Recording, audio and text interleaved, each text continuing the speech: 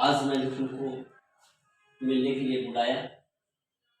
यूँ तो हम छुपते छुपाते बहुत दिनों से मिल रहे हैं, लेकिन आज कुछ बताने के लिए मैं तुमको बुलाया। सुनना चाहती हूँ, जानना चाहती हूँ कि मैं क्या कहना चाहता हूँ,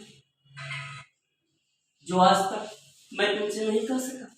अपनी भावनाओं पर काबू किए रहा, आज मैं बताना चाहता हूँ। सुन, अभी कुछ दिनों पहले मैंने अपनी मेडिकल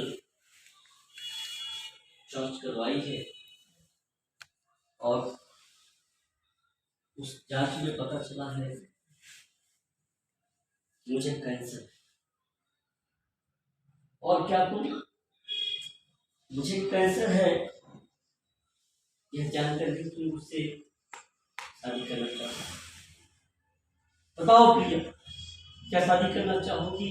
क्या तुम अपना जीवन बर्बाद करना चाहोगी प्रिया?